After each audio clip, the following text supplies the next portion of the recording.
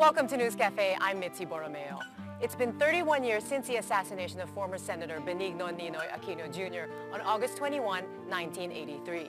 Ninoy is hailed as a hero of Philippine democracy. Tonight, we talk to members of the Aquino family to reflect on the legacy of Ninoy, the freedom fighter.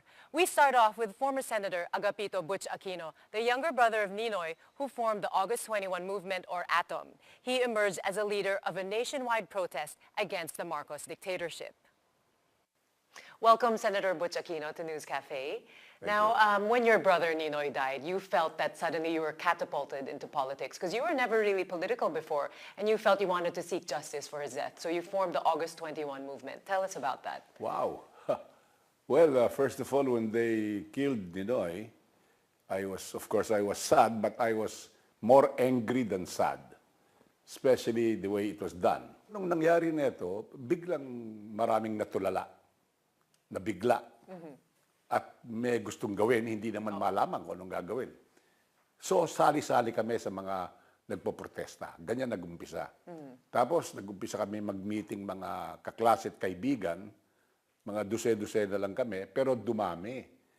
Siguro, at any one time, 300, o marami, 500. Suddenly, we were involved in rallying, protesting, dahil medyo natuto na kami kung paano magtawag ng tao. Meron kaming telephone brigade na magpo-protest tayo dito, ditong meeting place, depende kung saan. Senator, balik tayo lang ng konti on the fateful day that basically started all of this. So, August 21, 1983, okay. No? When you got the news that Ninoy Aquino had passed away, you didn't believe it. What was that day like for you? Siguro balik tayo, hindi lang August 21, August 7. Okay. August 7, siya planong bumalik talaga. Nung hindi siya bumalik, nag-usap kami pagkatapos noon. Siguro mga August 14 na, 1 week later. Sabi ko, Noy, natatandang kong sinabi ko, Noy, pag sinabi mong darating ka, kailangan darating ka. Hindi maari yung inaabisuhan namin lahat ng kaibigan namin, lahat ng mga welcomers, na tapos doon, wala ka pala, parang yung credibility namin suffers. So, darating ka ba talaga sa 21? Tapos, kinapampangan ako. Pero sa mga magkakapatid, parang halata mo kung binobola ka o nagsasabi ng totoo. This time, seryoso siya. Talagang pupunta ako August 21. Babalik ako August 21, wala munang mga detalya, basta yan ang target. August 21, babalik sa Pilipinas. At pinag-usapan ba nyo na baka nga may papatay sa kanya? Siguro isang taon yun. 1 year before, pinag-usapan Ready na siya. No? Tumawag siya ng meeting sa Hong Kong. Lahat ng kapatid at saka lahat ng bayaw na lalaki. At pinag-usapan yung pagbalik niya. Ngayon, si Ninoy ganito mag-isip marami siyang iba-ibang senaryo. Kung ganito ang mangyari, ito ang gagawin. Kung ganito, so, yung mga senaryo niya, una, hindi siya gagalawin. Pababayaan lang siya. Kung gusto siyang ligpitin, one of these days na nagsa-shopping siya o nag-grocery, kasi mahilig mag-grocery yan O, doon siya titirahin siguro, kung gusto nila yun. So, sa airport, walang mangyayari. Scenario 1. Scenario 2, arrestuin siya, tapos bigyan siya ng house arrest. Diyan ka lang sa bahay mo, gagwardyahin yung bahay, wala nang takas. Hanggang doon ka na lang habang nandyan si Marcos. Number 3, hospital arrest. Total, pinayagan ka nga lumakad dahil may sakit ka. So, ilalagay ka sa pagpalagay, Vilu na hospital, isasarado yung wing, hanggang diyan ka na lang habang buhay si Marcos. Scenario 4, sa airport pa lang, hindi ako patutungtungin, liligpit na ako doon. Pero hindi gagawin yun. Pag ginawa yun, di ginawa akong bayani, hindi gagawin ni Marcos yun. Ayaw niya akong gawing bayani. Pero yung mga iba-ibang senaryo, yun ang mga nangyari na options niya. Yung pinaka-least expected, yung sasaktan siya sa airport pa, yun nga ang nangyari. Kaya sa tingin ko, ewan ko kung sinong may utos doon, pero sa akin maliwanag. Si Presidente Marcos had something to do with it. Right. Maybe by tacit consent or outright ordering it. Because dahil kahit na may sakit siya noon, hindi naman siya tuloy-tuloy na may sakit na 30 days eh. Pagkatapos yata niyang kung ano man, dialysis o ano, magaling na naman. O tapos doon siguro sasakit na naman. Pero during that time, marami siguro baka it is also possible may sakit siya. Dadating na yung kalaban mo. Ano ba kayo? May sakit na ako, ginugulo niyo ba ako? Solve the problem. Mga ganon. So, anong masasabi niyo kasi sa hanggang ngayon yung kaso hindi pa resolved? Do you think we'll ever see the resolution to this case? I doubt very much, especially since the principals are gone. Ano? Starting with President Marcos, General Ver, parang ano parang siguro yung military establishment, dahil nahihiya sila sa nangyaring yon. Maraming mga diretsong militar na talaga ikinahihiya yung araw na yon kasi alam nilang meron silang participation. Pwede palang mangyari yung may murder group sa armed forces. May talagang pumapatay. Akala ko parang imposible yun nung araw. Yes, but when this happened... Pero nung nangyari na ito, pwede palang mangyari. Right. Now, when that happened, nasa VIP room kayo, when you got the news, what happened? Mukhang yung bayaw ko ngayon, si Kasyohara, dumating, sinabi, they shot Ninoy. Kahit na sinabi yon, ang hirap paniwalaan. Ako lumabas, tapos naglalabasan na yung mga pasahero. Ang nadinig kong itong sinabi ng Amerikano, they didn't give that guy a chance. Ganun lang. They didn't give that guy a chance. Diba? Yeah. Mukhang binaril nga. Binaril. Pero hindi namin alam kung seryoso ba, tinamaan, namatay, nasaktan. Walang information. Tapos, lumabas kami ni Doy Laurel para sabihin sa mga tao na dumating na si Ninoy pero mukhang may nangyari, sigawan ng mga tao, akala nila, eto na, si Ninoy. Pumayat lang. Pero ako yun. Kasi magkamukha kayo. Nagtataka ako kung bakit kahit na nangyari na, sa tingin ko, maski ako Ako, nakita ko na. Ang hirap pa rin paniwalaan na something like that can happen.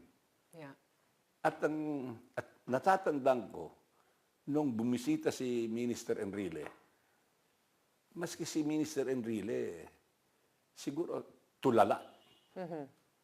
Yung tipong, alam mo, ako artista Pwedeng magpakita ka ng galit o umiiyak ka o ano, pero yung if-fake mo yung tulala, mahirap gawin yun. Pero siya, na-convince kami lahat na talagang natulala siya. Mukhang wala talaga siyang alam dun sa planong yun. O wala siya. Siguro, napag-usapan yun. Pero yung talagang titirahin siya sa airport, sa tingin ko, hindi kasama si Enrile doon. Okay, so, nangyari na yun. At nung umagang yun, nag-iisip na kung anong gagawin. Kasi nga, etong nangyari, ikaw, kapatid, unang-una, siyempre, gusto mong gumanti. Pero, galit kayo.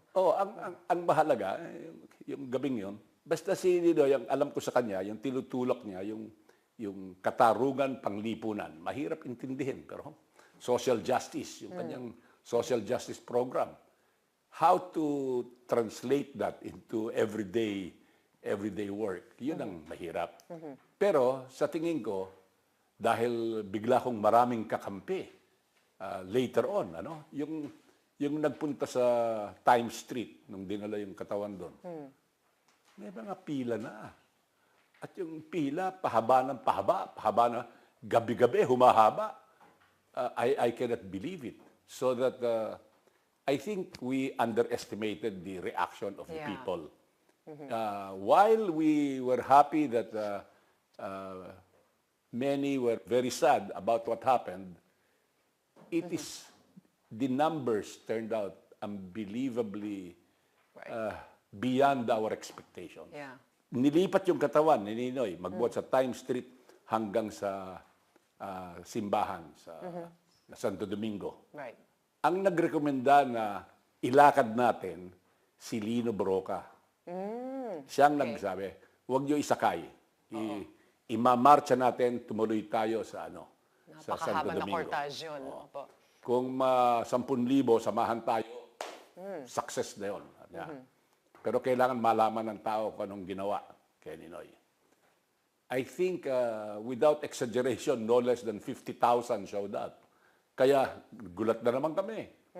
Ang mama ko, hindi pinaayos ang mukha, hindi minake-upan.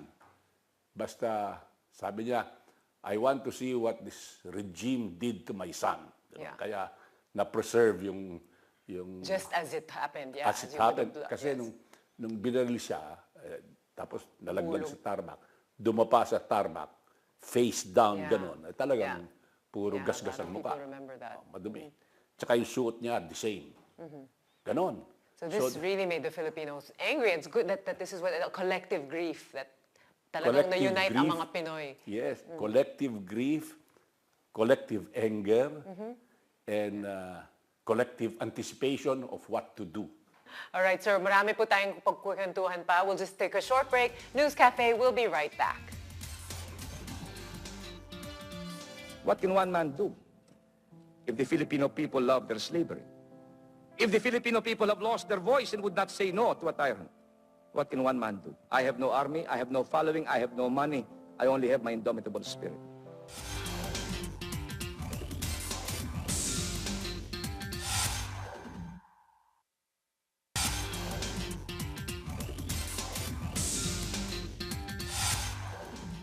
Welcome back to News Cafe. We are talking to Senator Butch Aquino. So, Senator, let's talk about your childhood growing up with Ninoy. This is your ancestral home. Yes. So, 11 kids kayo. You grew up in this home. 11, that like? yes, because of the 2 nuptials. First marriage of my father, 4, and then under Aurora, 7 kami. Well, si Ninoy naman po, what was he like as an older brother? Ay, nako. 7 years difference kayo. Manunukso yun. Tinutukso naman yung mga sisters ko, yung mga elder sisters. Alam ko, dyan sa poste ng bahay na yan, itatas pang kamay para kilitin. Silang magkakapatid na lalaki. Pati yung una kasama sa conspiracy in bullying my sisters. Pero yung Ninoy, at saka, lahat ng makita sa refrigerator, kinakain. Kaya Mahilig kumain. pagpalagay, may siniguelas yung mga sister kong tinatago. Nakita ni Ninoy, uubusin yon. Kaya minsan, ang natatandaan ko, nilagyan ng sili. Lahat yung magagandang siniguelas, nilagyan ng sili. Pagkain ni Ninoy, huli siya. O, ikaw pala kumakain niya. Ikaw nagnanakaw ng mga siniguelas namin. Nahuli. Ganon. Sabi nyo nga na dahil nga 11 siblings kayo, no one really paid attention to you. Kaya you were used to, you never thought, who's gonna listen to me? I'm the most quiet in the family. Mas madaldal pa nga si Paul sa akin yung tatay ni Ma'am. Ang mga family get-together namin, linggo. Hanggang alas 4 o alas 5. Yun ang normal, At puro pagkain yon for sure. Puro pagkain at Pag-usap, daldalan. yeah. Pero pinaka-record, nung nag-umpisa kami ng lunch Sunday, tumawag si Cory sa mama. Mami, nagpaalam ba si Ninoy kung saan matutulog? Kasi hindi siya umuwi kagabi. At walang sinabi kung nasan siya. Ha? Natawag nanay ko. Hindi pa tapos yung lunch eh. Oh. So yung lunch hanggang alas 6 ng umaga, tuloy-tuloy ang daldala na yun. 18 hours. Si Ninoy, kung magkwento, parang periodista, parang Dami niyang alam. Maraming reporter sa radyo, parang urgent, Kung magkwento, parang may mangyayari na. Ganon. Kaya ikaw naman, nabobola-bola entertain, ka. Hindi, na-entertain, na-educate, maraming katatawanan pa. At saka, tinatanong ko sa kanya, totoo ba lahat yung statistics na sinasabi mo? Aba niya, these are the best statistics available. Well-researched. Kung kukontrahin mo, anong base mo? Wala. Kaya kung yan, pagpalagay, 80% to 90% accurate, wala nang duda. Wala namang ibang comparison eh. Ganon. Mahilig talaga magbasa siya, no? And at 15, he started working. What, 15? He was, nasa Manila Times na siya, Messenger, kahit ano-ano. Kahit ano, kasi meron siyang misyon. Si Ninoy, dahil siyang junior, nung sinabing yung tatay ko, kasama ni Presidente Laurel, nung nagsilbihan sa Japanese government. Sinasabi, tatay mo, collaborator, traidor, gano'n. Dinibdib niya yun.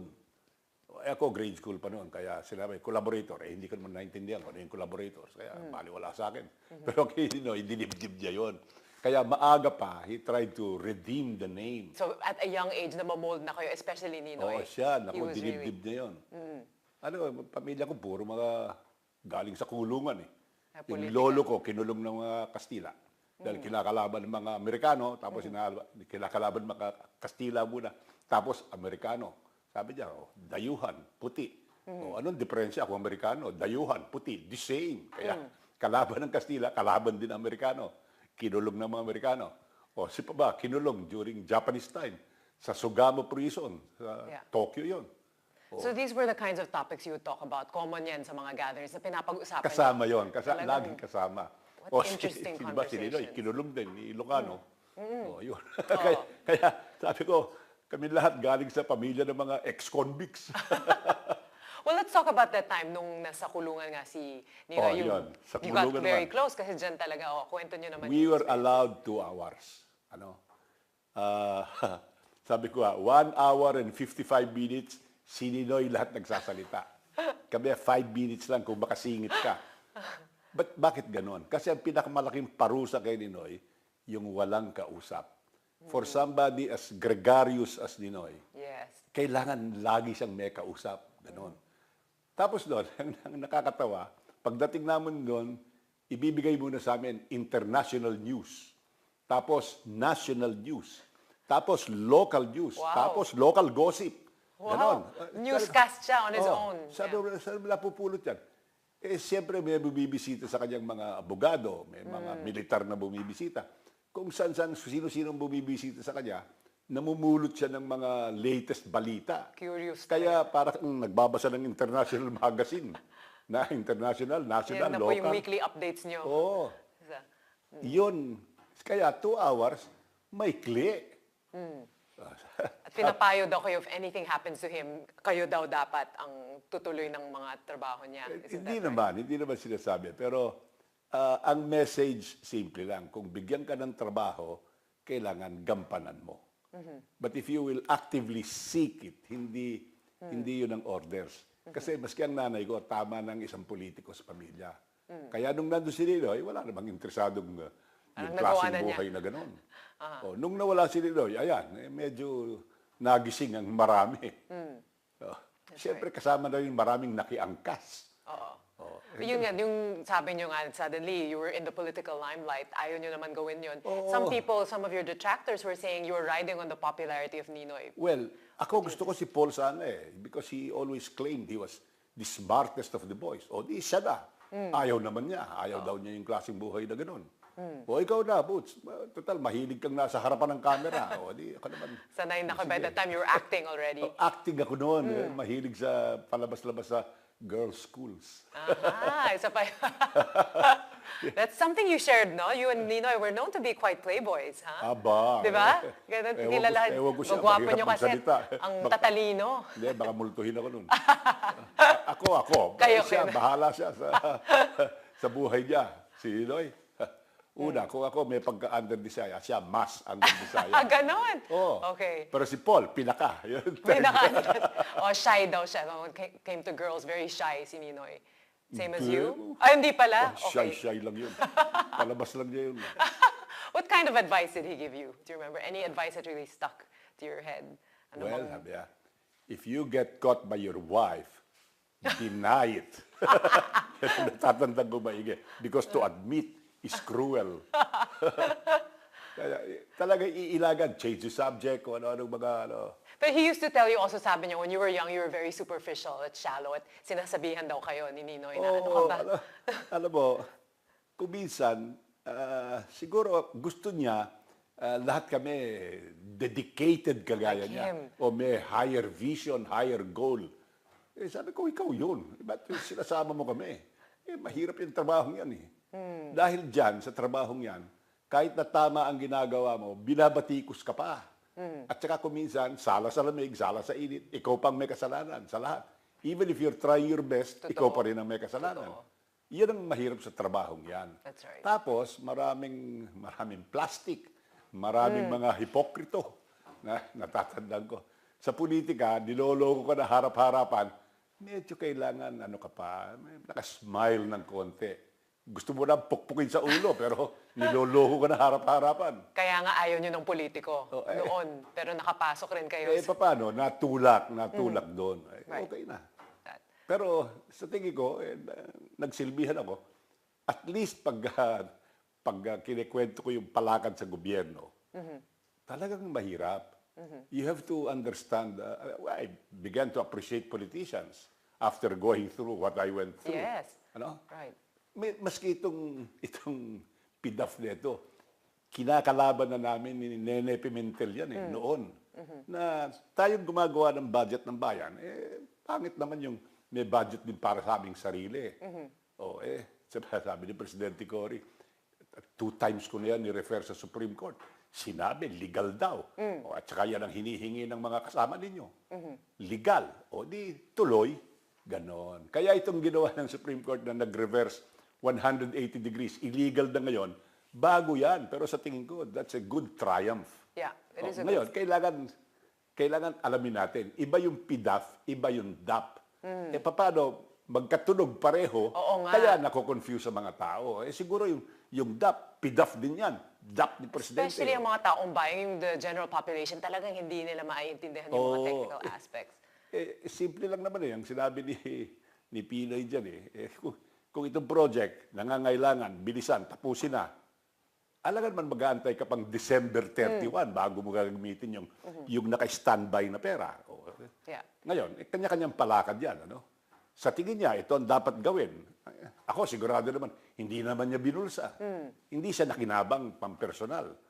Pero iniisip niya ako, ikibubuti. Pagkatapos, paglabas, siya pa ang may kasalanan. Senator Aquino, we have many more issues to talk about. We just need to take another short break. News Cafe will be right back. But I knew that somehow I will regain my freedom. Maybe not in this world, but elsewhere. And I knew that sometime, somewhere, Mr. Marcos and I will meet. And in that meeting, I will have my satisfaction.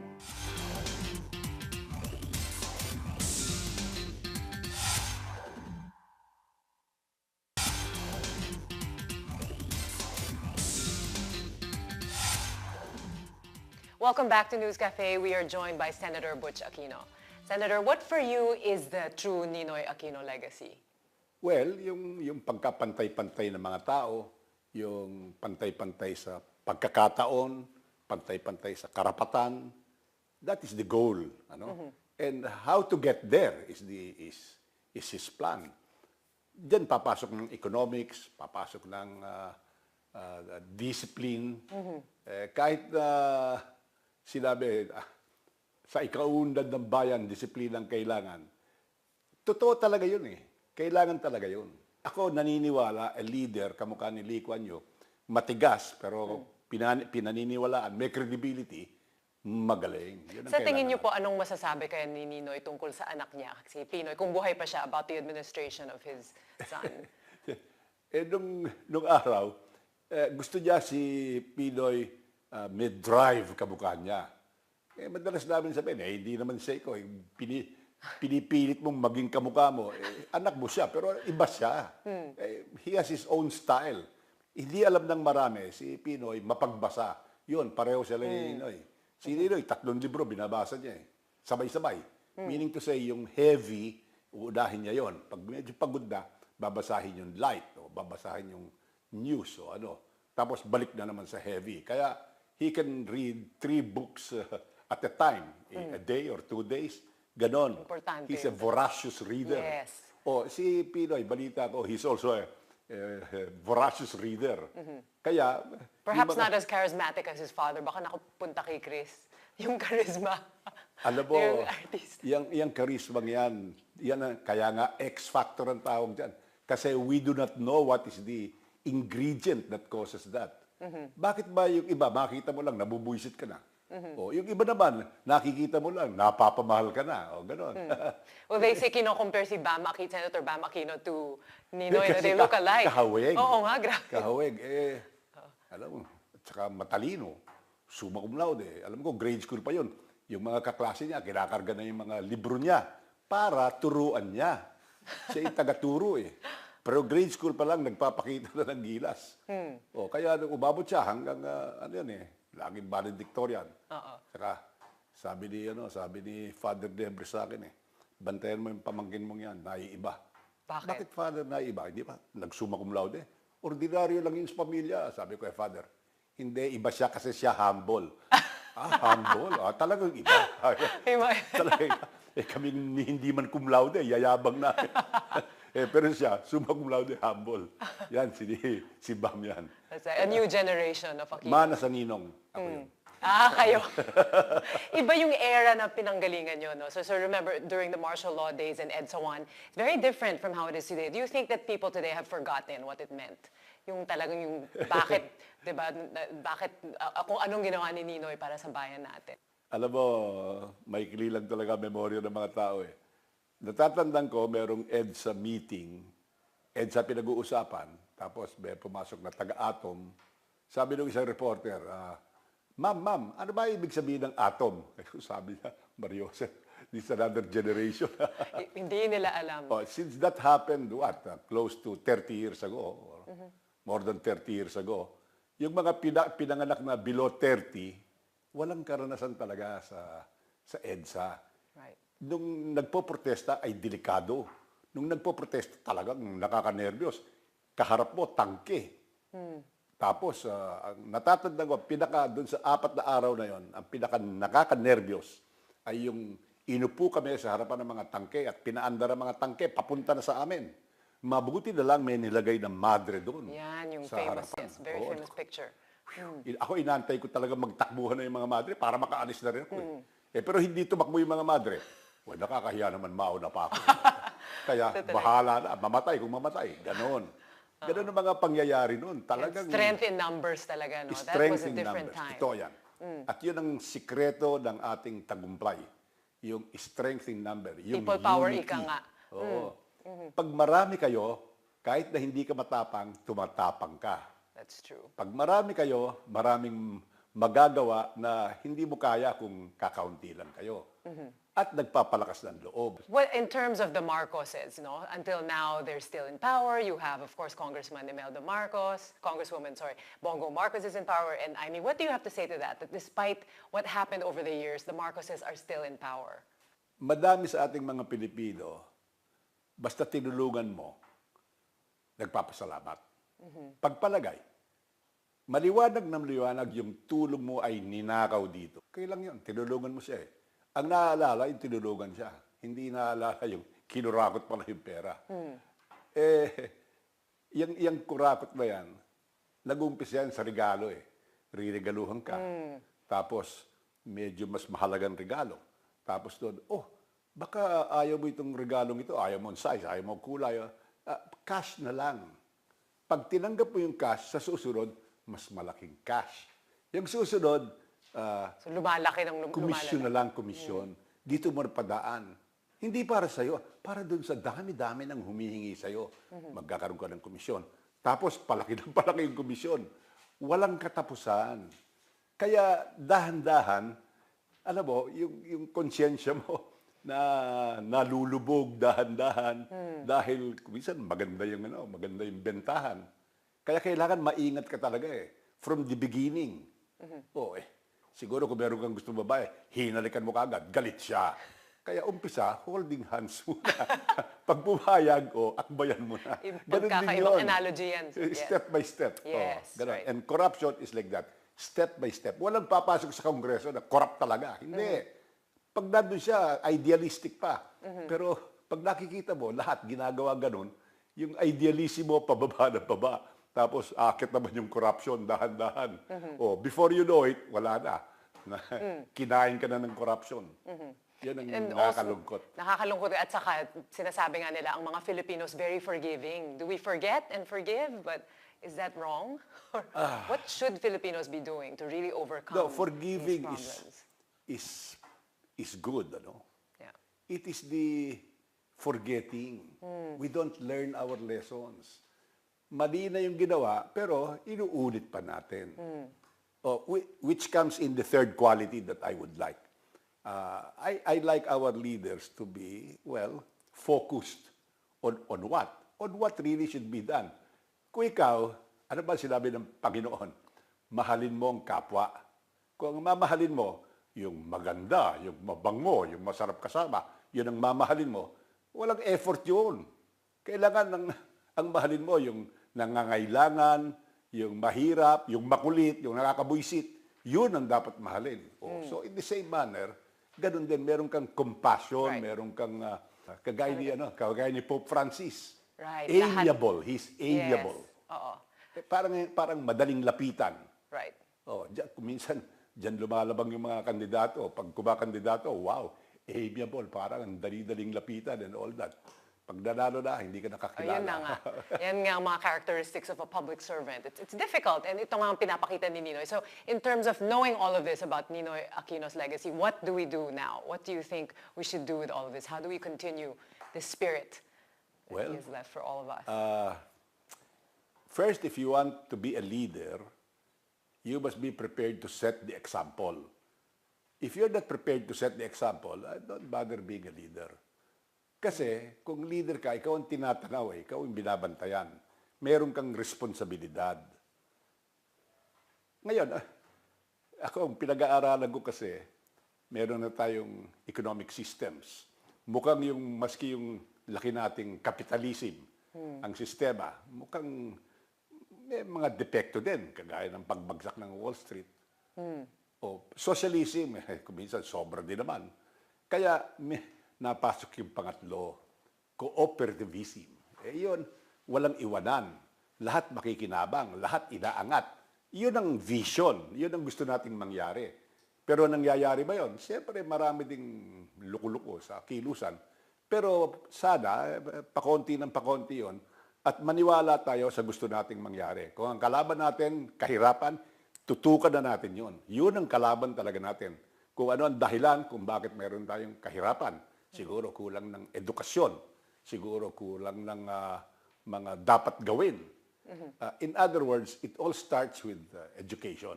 Sabi ko sa kilusang kooperatiba, education overall yon para sa lahat. Pagkatapos doon, tutukan natin yung kaya natin. Sa ngayon, nandito tayo sa serbisyo ng kuryente, yung electric cooperatives. But are they practicing cooperativism? Some are not. Kailangan makonvince sila to practice cooperativism para yung tao mismo ang may-ari nitong mga serbisyong ito, tubig at kuryente. O ano pa, siguro later on transportation. Kasi ito yung mga mahalaga. O tapos, ano pang other services? Siguro health. Right. O meron ng cooperative health centers ngayon. So ang tinututukan yung kailangan ng masa. Yes. Hindi yung kailangan ng mga mekaya. Yung mga mekaya, they can take care of themselves. They have their own gated villages. They have their own businesses. Some are, of course, ruthless than the others. Pero ibig ko sabihin, ang bigyan mong pansin, yung talagang nangangailangan. Yung mga homeless, yung mga jobless, yung mga walang pagkakataon, yung hindi makapag-aral, yung ang layo-layo ng elementary lang, layo-layo. Tapos, all of these improvements, itong si Secretary Luistro, magaling pagdating sa education. Mukhang may vision. At ang gusto ko, yung mga namumuno, maliwanag ang vision sa kanila para yan ang tutukan natin. Kung may problema, yan ang ayusin. Marami pong issue kailangan natin tutukin. Pero sir, we'll have to leave it there. Thank you very much. Maraming salamat, Senator Butz Aquino. My privilege. Thank you. We'll be right back. And when we return, Senator Bam Aquino will share his perspectives on the Ninoy Aquino legacy.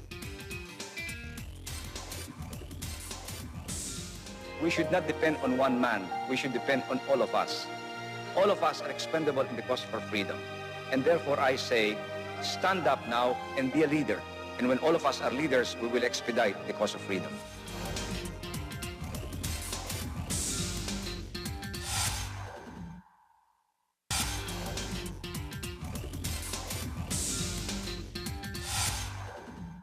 Magandang gabi po sa inyong lahat, mga kaibigan at mga kababayan.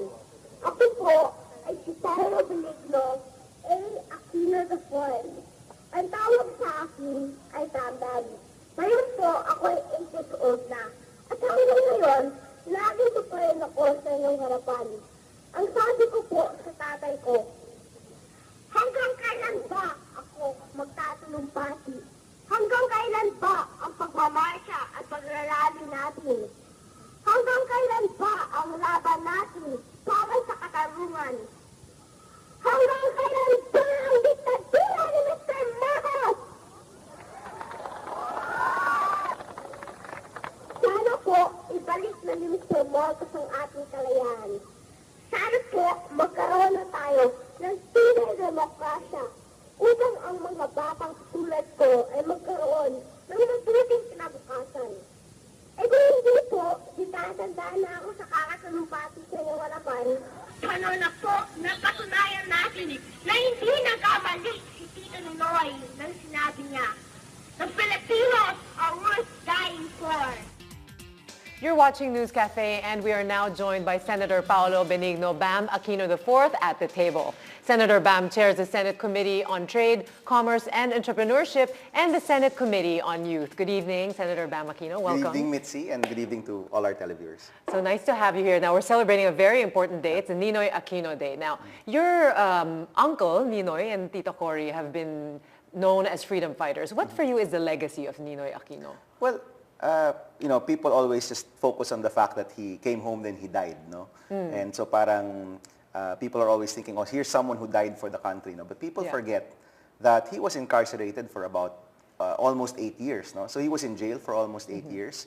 That was a very difficult time. I mean, can you imagine being a senator one day and then being in jail the next day, all of a sudden, no? Yeah. And you're put in jail for false crimes. You're there for practically 8 years. And then at the end, getting a chance to actually go abroad, have a normal life, spending 3 years in the US, and then deciding to still come home and join the struggle here. No? So people sort of forget that there was that period na nakulong siya, na naghirap rin din siya, and he had the chance for actually a nice, quiet life. No? And I think if you look at the story of Ninoy Aquino, you also have to look at a story of transformation in many ways, no? Because, people would say that before he was put in jail, he was a traditional politician, a presidentiable, a young, brash, hotshot senator, di ba? But when he was in jail, he also said in many interviews, he found God, he found his family, he started to embrace a non-violent way of transformation. So that by the time that he came home, he was ready to face the struggle and join the people again in the struggle. So, when you look at Ninoy Aquino's legacy, it's more than just coming home and dying for the country. No? It's really making these choices which where you turn your back on your personal interest and you go for things which are greater than yourself. No? And I think that's something that we don't see a lot anymore these days. No? Parang may tao in a recent history who chose things which were bigger than himself, chose things which were more important, chose for the country rather than his own personal interest, made that choice consistently over years, and then made a very difficult choice and met a bullet because of it. No? Yeah. Now, the times he was in jail, you were very young, but your father used to take you to visit him. What are your memories of Actually, I don't have any real memories of seeing Tito Ninoy in jail. Meron akong, I guess you could call them parang fabricated memories because bata-bata mo puro kwento, no? And you're not sure anymore if it's something that you really remember or something that you remember because people kept on telling you about it. No? Right. But my dad would always say that when he was still in Fort Bonifacio, and they would visit him, dala-dala niya ako, no? As a baby. Baby pa. And then Tito Ninoy would always joke na, pag-alis ninyo, dito na lang to, hindi na siya aalis. Then I'd be crying and crying. Perform ka na pala dyan. Right. So baka subconsciously, no? So that's the story, no? But I don't really remember it per se. Yeah. My memories are really starting when he was shot in 83. No? Yes. Yeah. And then your Tito Cory was she catapulted to the presidency. So you were 8 years old during the snap election. Well, I was 9. 9, okay. Yeah. So nung panahon yon, from 83 to 86, no, it was such a, I would say that those were years which I would never exchange, no, for now.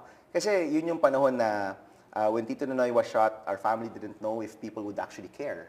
No, I mean, can you imagine? He was in the US for 3 years. Yeah. He was in jail for 8 years. So basically, 11 years na yon na out of the limelight siya. Yeah. And the people who went to the airport to really see him were mostly the core supporters, no? So when he was shot, part of the family actually thought na that's it, it's done, tapos na, di ba? But, you know, people started to come out, and we all know about the August 31 funeral march, which happened to be one of the largest in history. Until I think Tita Cory's funeral march. No? But that was a surprise for a lot of people. And in 83 to 86, we started to go out to the streets. I started to speak in protest action and mga rallies. And I was a young boy. Ako yung intermission number ng nila Salonga, nila Mitra, and you didn't nila mind. Pimentel. For this came to you naturally because you grew up in this environment. Ang kwento ng parents ko, I volunteered, no? Which talaga? I probably think is true, no? Knowing how kulit I was nung bata. I don't know about charisma. Maybe kapal na mukha is a better term. Importante rin yun for public Importante office. Rin yun, no? So, the story is I saw people speaking on stage and I said, oh, why don't I also speak?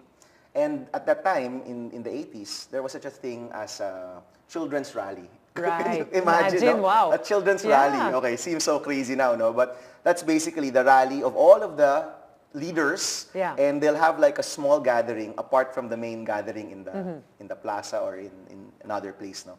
And when we were heading to the venue, na-cancel yung children's rally. So sabi ng parents ko, sayang naman tung nandito ka na, nag-memorize ka ng speech, why don't you just be an intermission number, an extra person to speak in the main rally. And I did well. So do you remember preparing for that? I mean, at that age, what were you thinking of? What am I going to talk about? What was going through your head then? Well, my mom actually prepared my speech. It was a nice speech actually. Medyo seryoso for a 7-year-old at that time. Yeah, and you understood what was going on. I understood it, no? Siguro back then, the speech was really simple. Kumbaga, very simple terms. No? You have your uncle, he was jailed wrongfully. He went home, decided to come home, and he was killed. No? So then questioning, of course, is that the country we want to be in? Diba? And this dictatorship, is that the freedom and democracy that we want? Obviously not. Diba? So we need to fight for the things that Tito Ninoy wanted to fight for. Basically, in a nutshell, that was the speech. It's a very short speech. But as the years went on, pahaba ng pahaba yung speech na yon. We added yet another yellow paper to another yellow pad pa, if you remember, during that time. And by 86, it was already speeches for Tita Cory's presidency. So what is it like for you having to live up to this name? I mean, you can't get away from it. So there is this pressure of having to live up to the Aquino hindi naman. There really is no pressure per se.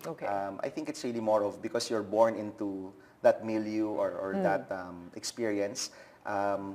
For example, even as a young boy, I knew that I wanted to be in public service. I wasn't sure if it would be politics, diba? But you know, we both worked at NGOs for a while. I worked in government for a while. I put up a social enterprise. So that aspect of wanting to do something for people, country, to give back.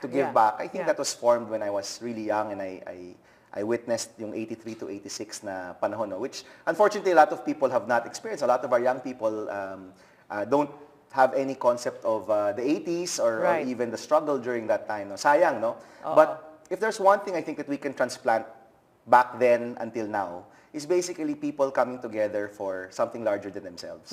Which, to be honest, these days parang medyo jaded na tayo. No? We're a little jaded, we're a little cynical. If people ask you to sacrifice or do something. Especially with the state of our government. So people tend to be a bit skeptical. Extra skeptical, extra cynical. But ako, as a public servant now, I'm still looking for the time when people can come together for something larger than themselves, or something more important. And we've seen that in our recent history. Pag may disaster, people come together, they give everything they have just to be able to help someone in a disaster-hit area.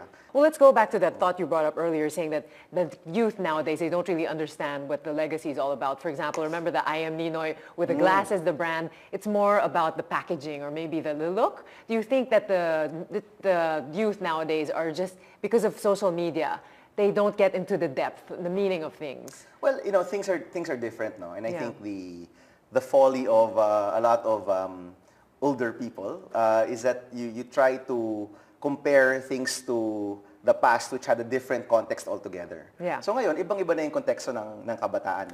And if before, the way to participate is to attend a forum, go to a rally, go to a protest action, maybe now it's to voice out your opinion on Twitter or on Facebook or organize yourselves in your own little ways. No? I mean, iba na eh. Iba na Yeah. yung panahon. So to You have to compare keep it, up with the times, is what you're saying? to keep up with the times and to recognize that things are different. Right, no? speak the language of the new generation. Exactly. Well, in terms of the Ninoy Aquino legacy, how are you planning to continue this as you go through with Just your work hard. You Yeah. know, I mean, everyone's, so many people are so preoccupied about 2016 Yeah. and politics and all of this. No? But ako, primarily, I think your public servants need to work for the people, number one.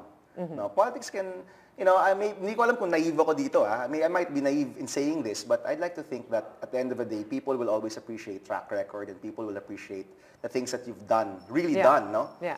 So, palagay ko, the main task of really, you know, supporting Tito Ninoy's legacy is just to really work hard for the people. In the same way that he gave everything for the benefit of the people, even his life, not to a certain, I mean, even his life. Yes. I think public servants, if they really want to live up to that, they just really have to work hard. We work Right. hard for the people. We push for policies which will really help the majority of Filipinos, and we safeguard everything that he fought for. No?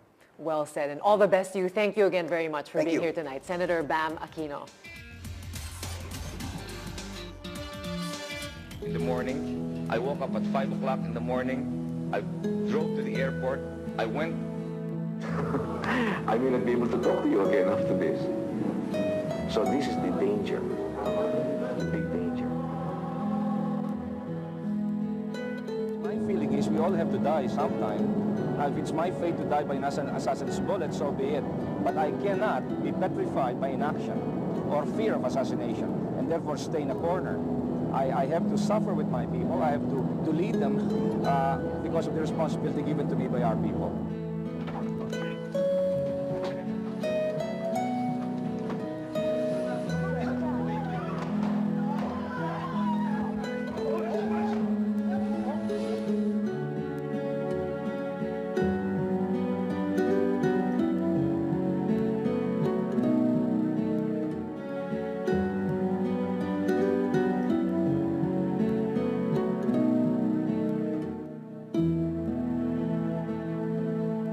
The death of Ninoy Aquino brought about a collective grief in the hearts of Filipinos and changed the course of Philippine history.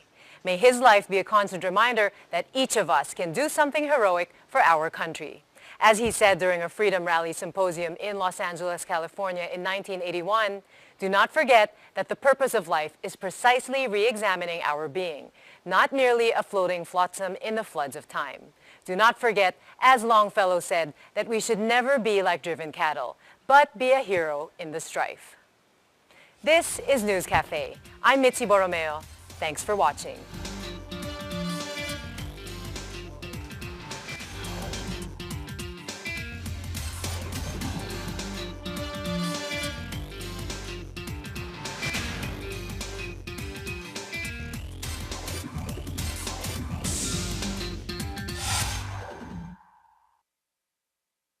Senator Agapito Butch Aquino, the younger brother of Ninoy, who formed the August 21 movement, or ATOM. He emerged as a leader of a nationwide protest against the Marcos dictatorship. Welcome, Senator Butch Aquino, to News Cafe. When your brother Ninoy died, you felt that suddenly you were catapulted into politics because you were never really political before, and you felt you wanted to seek justice for his death. So you formed the August 21 movement. Tell us about that. Wow. Well, first of all, when they killed Ninoy, of course, I was sad, but I was more angry than sad, especially the way it was done. Nung nangyari nito, biglang maraming natulala, nabigla, at may gustong gawin, hindi naman malaman kung anong gagawin. So, sali-sali kami sa mga nagpoprotesta. Ganyan nag-umpisa. Tapos, nag-umpisa kami mag-meeting mga kaklase at kaibigan, mga duse-duse na lang kami, pero dumami. Siguro at any one time, 300, o marami, 500. Suddenly, we were involved in rallying, protesting, dahil medyo natuto na kami kung paano magtawag ng tao, meron kaming telephone brigade na magpo-protest tayo dito, ditong meeting place, depende kung saan. Senator, balik tayo lang ng konti on the fateful day that basically started all of this. So, August 21, 1983, okay. No? When you got the news that Ninoy Aquino had passed away, you didn't believe it. What was that day like for you? Siguro balik tayo, hindi lang August 21, August 7. Okay. August 7, siya planong bumalik talaga. Nung hindi siya bumalik, nag-usap kami pagkatapos noon. Siguro mga August 14 na, 1 week later. Sabi ko, Noy, natatandang kong sinabi ko, Noy, pag sinabi mong darating ka, kailangan darating ka. Hindi maari yung inaabisuhan namin lahat ng kaibigan namin, lahat ng mga welcomers, na tapos doon, wala ka pala, parang yung credibility namin suffers. So, darating ka ba talaga sa 21? Tapos kinapampangan ako. Pero sa mga magkakapatid, parang halata mo kung binobola ka o nagsasabi ng totoo. This time, seryoso siya. Talagang pupunta ako August 21. Babalik ako August 21, wala munang mga detalya, basta yan ang target. August 21, babalik sa Pilipinas. At pinag-usapan ba nyo na baka nga may sakali, may papatay sa kanya? Siguro 1 taon yun. 1 year before, ready. pinag-usapan Ready na natin. siya. No? Tumawag siya ng meeting sa Hong Kong. Lahat ng kapatid at saka lahat ng bayaw na lalaki. At pinag-usapan yung pagbalik niya. Ngayon, si Ninoy ganito mag-isip eh. Marami siyang iba-ibang senaryo. Kung ganito ang mangyari, ito ang gagawin. Kung ganito, so, yung mga senaryo niya, una, hindi siya gagalawin. Pababayaan lang siya. Kung gusto siyang ligpitin, one of these days na nagsa-shopping siya o nag-grocery, kasi mahilig mag-grocery yan eh. O, doon siya titirahin siguro, kung gusto nila yon. So, sa airport, walang mangyayari. Scenario 1. Scenario 2, arestuin siya, tapos bigyan.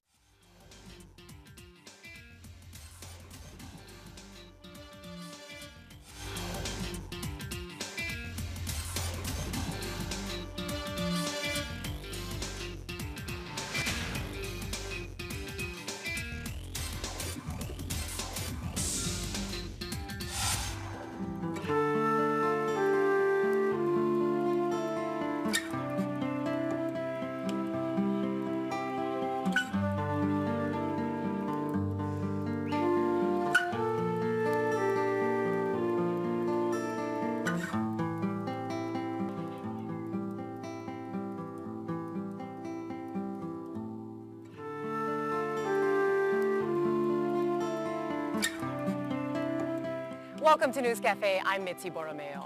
It's been 31 years since the assassination of former Senator Benigno Ninoy Aquino Jr. on August 21, 1983. Ninoy is hailed as a hero of Philippine democracy. Tonight, we talk to members of the Aquino family to reflect on the legacy of Ninoy, the freedom fighter. We start off with former... Silang house arrest. Diyan ka lang sa bahay mo, gagwardyahin yung bahay, wala nang takas. Hanggang doon ka na lang habang nandyan si Marcos. Number 3, hospital arrest. Total, pinayagan ka nga lumakad dahil may sakit ka. So, ilalagay ka sa pagpalagay, Vilu na hospital, isasarado yung wing, hanggang dyan ka na lang habang buhay si Marcos. Scenario 4, sa airport pa lang, hindi ako patutungtungin, liligpit na ako doon. Pero hindi gagawin yun. Pag ginawa yun, di ginawa akong bayani, hindi gagawin ni Marcos yun. Ayaw niya akong gawing bayani. Pero yung mga iba-ibang senaryo, yun ang mga nangyari na options niya. Yung pinaka-least expected, yung sasaktan siya sa airport pa, yun nga ang nangyari. Kaya sa tingin ko, ewan ko kung sinong may utos doon, pero sa akin maliwanag. Si Presidente Marcos had something to do with it. Right. Maybe by tacit consent